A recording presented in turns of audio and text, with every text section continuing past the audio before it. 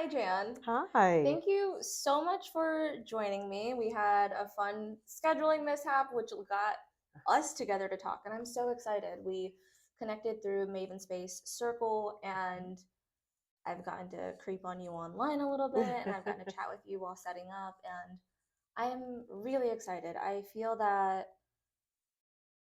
grief is something that can be extremely overwhelming. It is something that stays with us, grows with us, evolves with us, and you have started this mission to help people not only grieve but also to heal.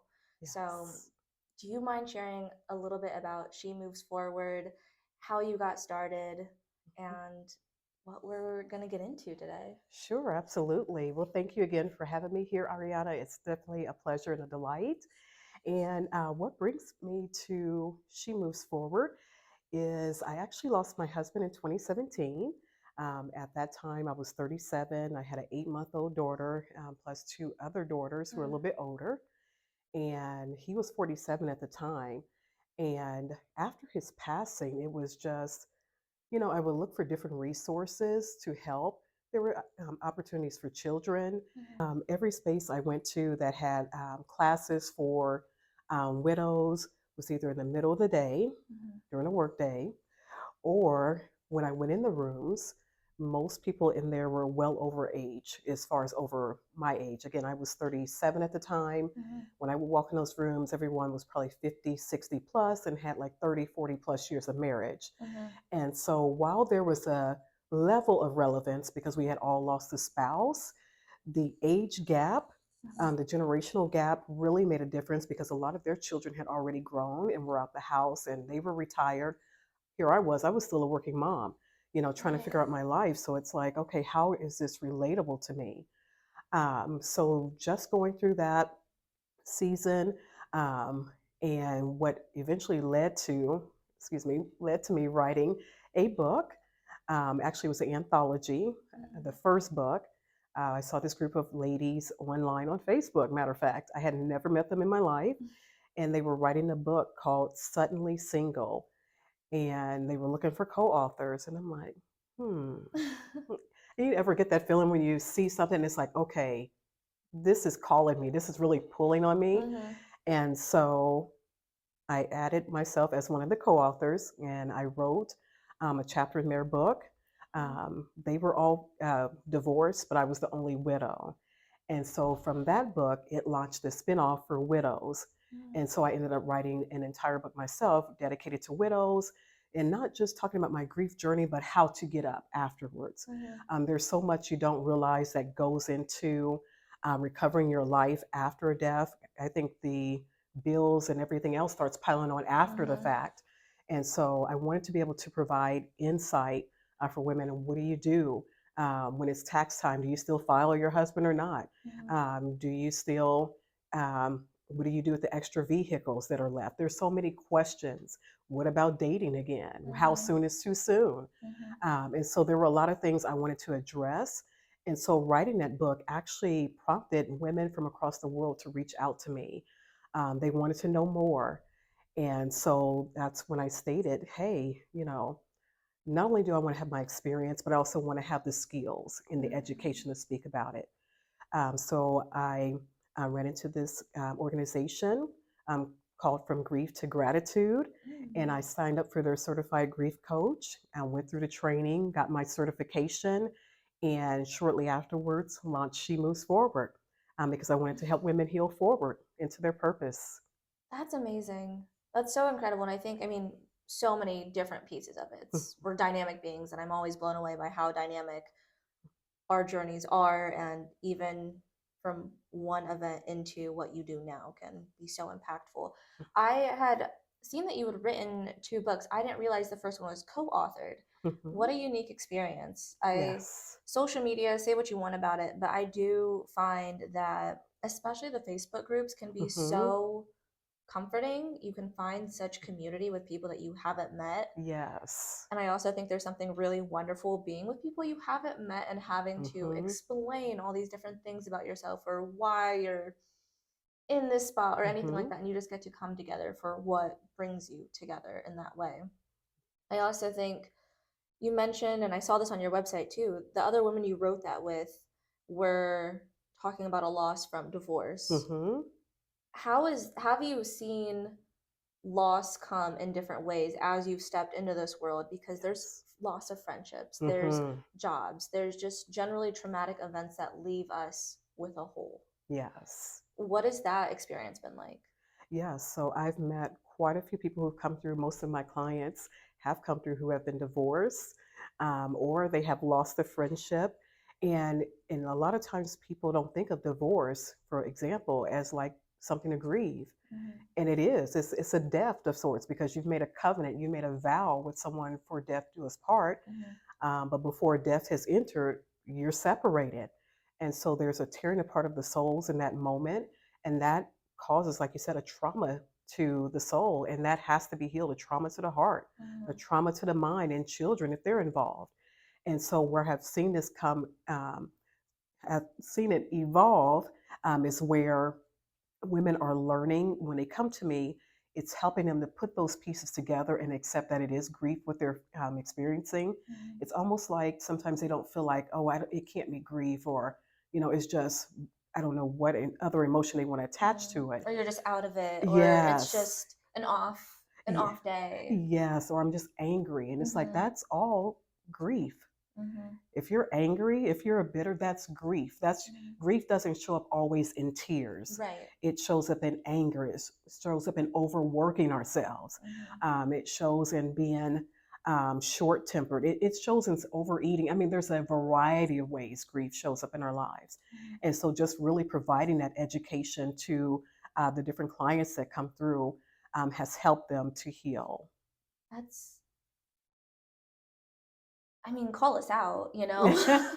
I think too, Yes. we were talking about this before. We will talk about us taking breaks. We'll talk about wanting to make time for ourselves and then filling our time up with things Hmm. that was supposed to be reserved for rest. Yes. And we can easily assign all these different feelings that feel easier to approach or more Hmm. relatable or just easier to kind of glide over in whatever way when it's something bigger and it's something that you have to address because you can't really heal from it until you address that there's something that needs to be healed on. Absolutely.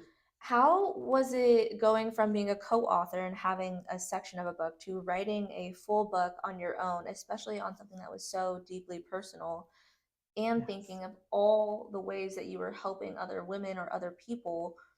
Because you touched on logistics, and I think Mhm. the emotional side is overwhelming enough. Yes. Thinking about everything else that has to come after that, Mhm. I can't imagine. So, what was that like putting that together after having lived it and then having had these questions and sharing it? Yeah, so it was definitely a journey. It was a process because I had to go back and revisit, of course, Mm, deep areas that I had forgotten about, quite honestly, because there's something um, that grief provokes sometimes, like a temporary amnesia because of the trauma you're experiencing, and you forget. mhm, But going back through the storyline, I begin to see things. I'm like, oh my gosh, that did happen.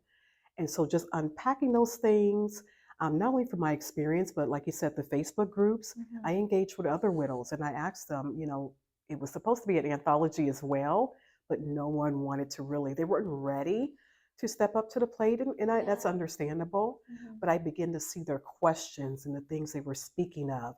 And I took their experience with their permission, of course. mhm. And just the things I kept seeing just seeing the questions keep circling around. What about dating? Is it too soon? What about taxes? What about our finances? All of these Mhm, things that kept circling. It's like, I've been there. I know exactly what they're talking about. Let's give them a resource. And mhm, so, just learning from other widows, learning and taking from my own experience, learning through what I obtained through my grief certification training, and I put together that manual. So, just kind of pulling pieces is really how that book came to be. mhm. And it was interesting. I had to process some additional emotions, but I love something that you said earlier.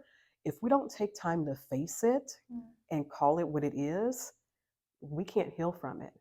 And so that writing that book was a way, it was actually another layer of healing for me because I didn't realize grief came with so many layers. Oh my goodness. Talk about an onion. Oh my gosh. You think you've accomplished one step and then you find out, oh my God.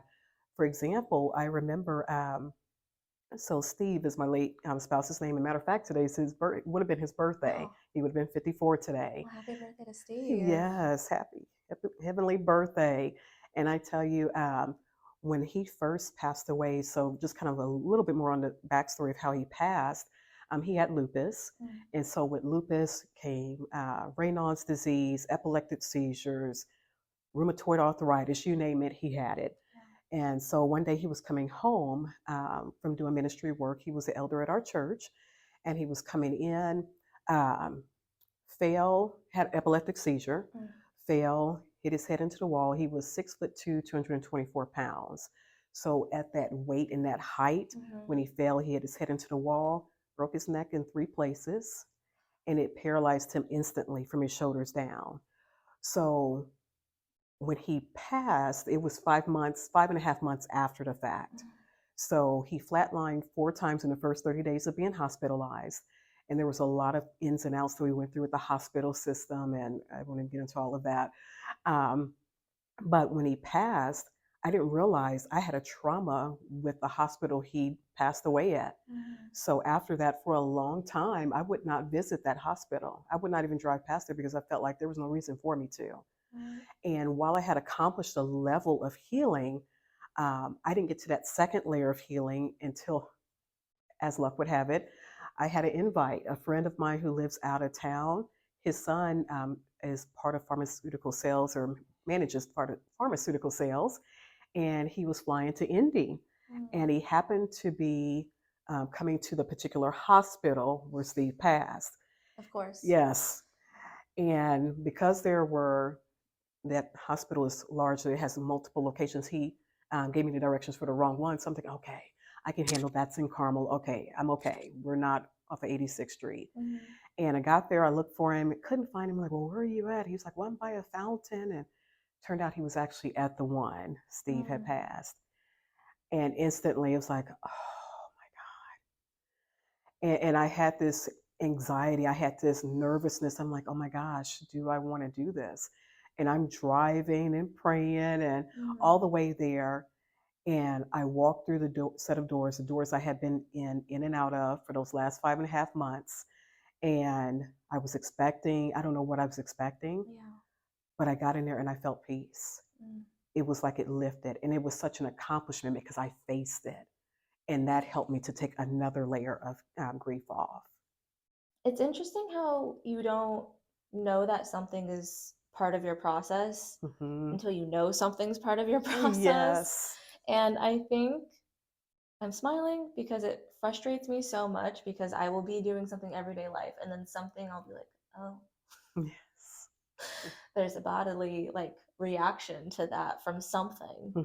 And it's so hard. We were saying earlier, like we're dynamic people and we're so dynamic that it's hard to fully know ourselves sometimes. Yes. What has it been like going through that process of realizing that there are some things that you are still processing while also helping others through their grief and recognizing their own moments of realization? It's a very powerful moment. It's powerful when it happens because it shows me there's another level of growth. Um, a lot of times I'm astounded by people's stories, and sometimes we can become married. Sorry about that. You're okay. Okay, let me take my pause. So sometimes we can become so entrenched in our story, in the narrative that we built, and we've made our comfort or our blanket, our safe space, that we believe it can't not be challenged by anyone else's story. But then when you hear someone else go through something, it's like, oh my God, it really just kind of awakens you to, oh, I didn't realize that was a part of grief. So now I'm having to go back and look at another part of my life to make sure I'm uncovering everything. And let me say this, it is a process. It is a process, and it's something that can be achieved. And I say that just for the talk. I know we were talking earlier. Mhm. I know there's a very popular saying in the mental health space, and that it's okay to not be okay. Mhm.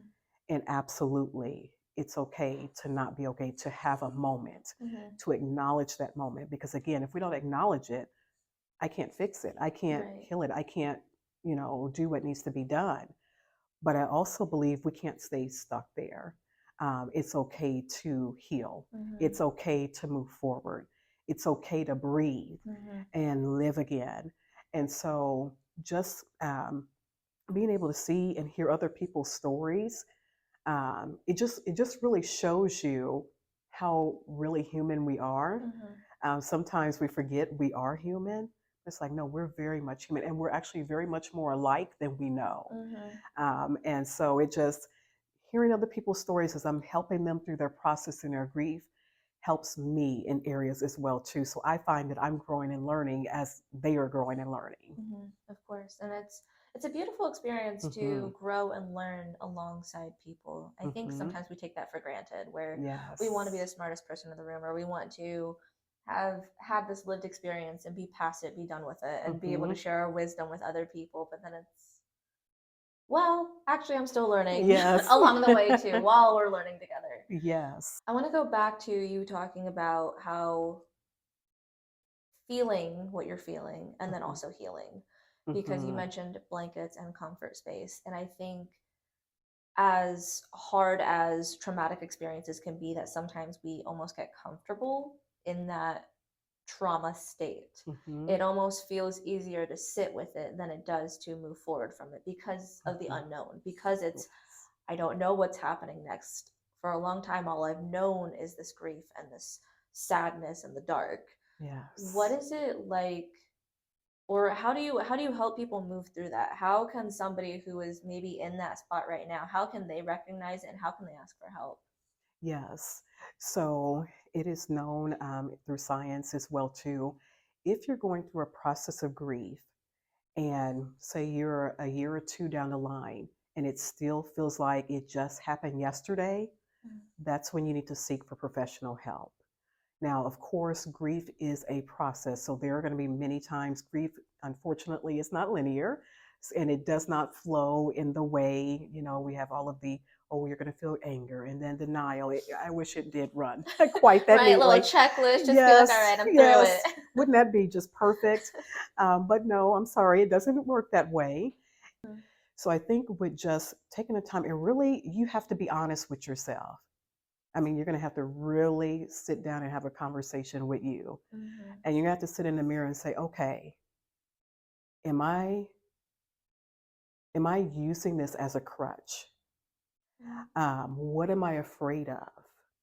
Mhm. Would be a good question. What am I afraid of? Because I think it was probably 6 months before I allowed myself to cry over my husband's loss. Because just being his caregiver during those 5.5 months, I was on autopilot.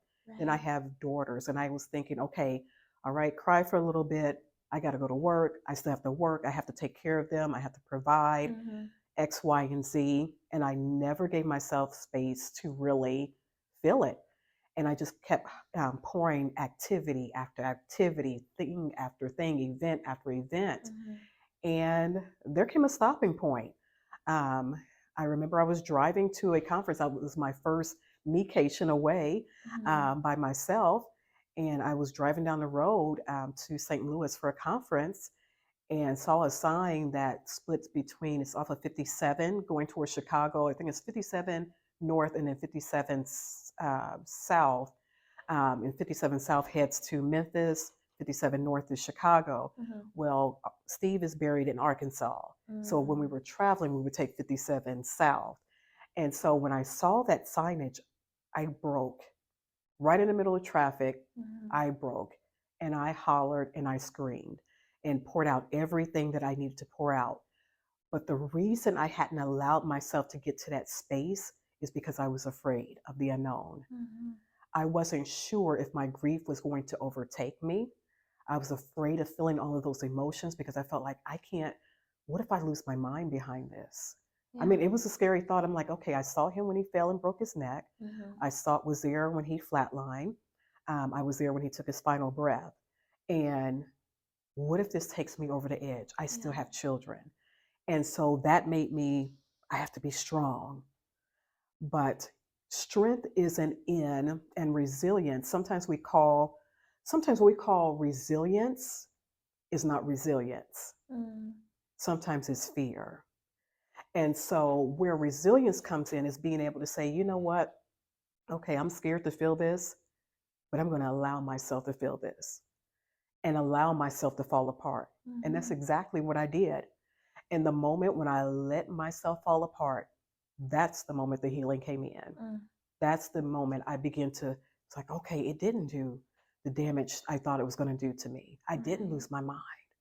Oh my God, I'm okay. Hmm.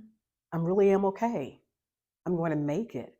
And so and that's where resilience is. That's the difference between resilience Hmm. and fear, because fear will pull up a wall too and says, nope, can't feel this, don't want to Right. feel that. Hmm.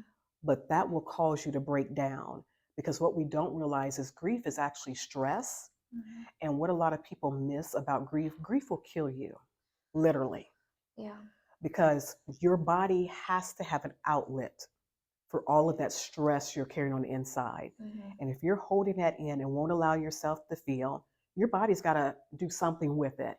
Hmm. And that's where cardiomyopathy, which is the broken heart syndrome, Yeah. a lot of that comes in. That is a real cardiac condition. Hmm. And people have died from broken hearts because they don't allow themselves to grieve, or they over grieve. They don't reach out for help. Mm. Man, having to find that spot in the middle of knowing when Uh-huh. it's such everything in moderation and finding that perfect balance Mm-hmm. because it really can be such a dance, Yes. especially when you see different things that remind you or Mm-hmm. things that you want to celebrate in that way.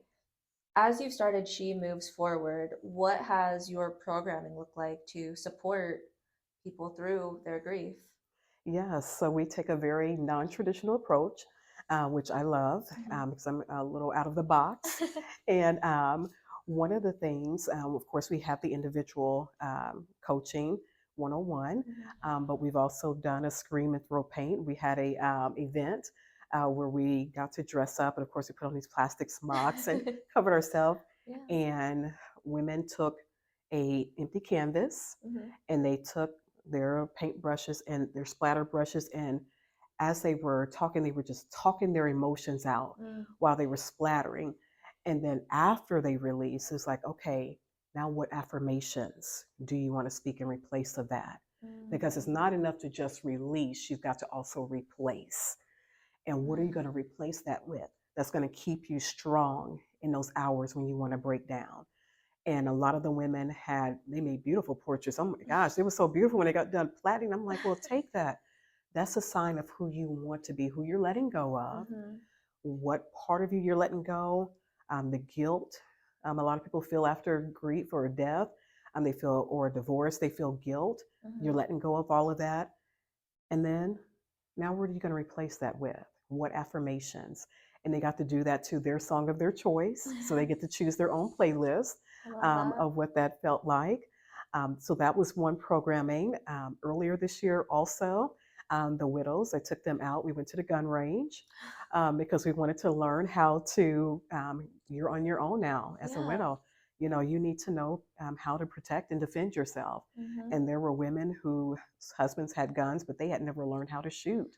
And Yeah. it's like, you know, of course, we hope you never have to use it, but Right. it's always helpful to know how to use it Hmm. if something were to happen. Especially if it's in the home, Yes, having the gun safety piece of absolutely. it.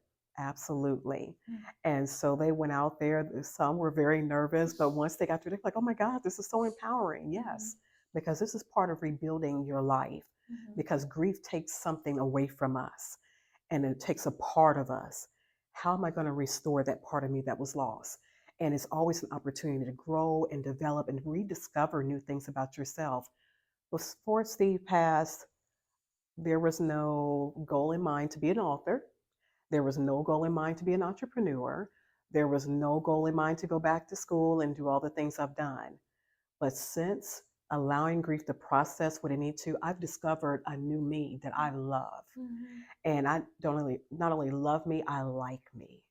And I know that it's like, oh my gosh, I know this would not have been possible had I not allowed myself to go through that process. And so that's what I try to help women to do, to rediscover your new self after you've lost.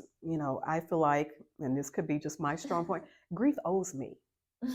It stole from me, and Mhm. I want payback, and Mhm. and not in a revengeful, bitter way, Right. but no, I always ask the question, how is grief serving you? Mm. How is grief serving you? And so I will say grief served me well. In the beginning, I probably served it more because I gave in into the Yeah. whims, and which is normal. Uh-huh. Um, but after a while, it's like, okay, now I need the tables to turn. What are you going to do for me Mhm. now that you've ravaged my life? What were the lessons I learned? Mhm. Well, one of the lessons I learned that is that marriage is a gift, Mhm. life is a gift, love is a gift. Mhm. And it's like, okay, I've learned a lot from that. And so there's just, yeah, that would be my question. How is grief serving you? That's such a cool way to position yourself in empowerment rather than at its mercy. Obviously, Yes. it takes time to get Hmm. there. So, as you've shared ways that you walk alongside women through this process, how can women reach out to work with you and take advantage of this hand up that you are offering out of their grief and moving towards that state of healing? Yes, thank you for asking. Yes, they can always reach my website at www.shemovesforwardinc.com is the best way to get in touch with me. I have initial consultation, which is complimentary. It's more like a discovery call, just to make sure that I am a good fit for what they are looking for. Mhm. But I will have to say this: I actually have one of my clients, and no offense towards my brothers and sisters in mental health and therapy and psychology, which is different from grief coaching. Mhm. A lot of people confuse grief coaching and grief therapy, and they are Mm. not the same. But I actually had a client who left his therapist to continue working with me because he was like, I feel like I'm getting more out of your program. Mm. He said, because you're hitting some root core things. Because I call myself the grief coach or cheerleader, grief Mhm. wellness cheerleader, because it's more client driven. So I set the plan. I ask them, okay, what is it that you're looking for? Mhm. And then I help them get there, or I let the client set the plan, and we work from there. I hold them accountable, Mhm. and as they may share different things, I will set a personalized homework assignment for them, Yeah. and I say, hey, I need you to do this, and I need you to come back and tell me how this worked for you. Mhm. And we sit down, we write it out, whether it's exercise, whether how did you handle your finances today? Did Mhm. you finally remove the extra name off of there? What did you do Mhm. to help move you forward? Tangible things Right. to help them know that, hey, I am moving forward Mhm. versus just always talking. Right. And having those checkpoints to Hmm. find that accountability, that's so, so key. And then also two books under your repertoire as of now. How can we find and purchase a book?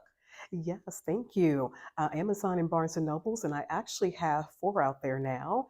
So I have three that I've written. Mhm. Of course, the first one I mentioned co-written, but it is under my name. Amazing. And then I have one that my youngest daughter and my granddaughter wrote together that I co-wrote with them for children, Mm. called Happy Heavenly Birthday Dad. It's a coloring book, coloring / storybook, because it tells a story in the beginning, but the last couple of pages are black and white sketches for children to draw in Mm. to release their grief through color therapy. Yeah. But all of our books can be found on Amazon as well as Barnes and Nobles. That's amazing. Thank you Yes, so much again, Jan, for sharing time with us. my And pleasure. I look forward to digging deeper with you. Thank you. Awesome. My pleasure. Thank you for having me.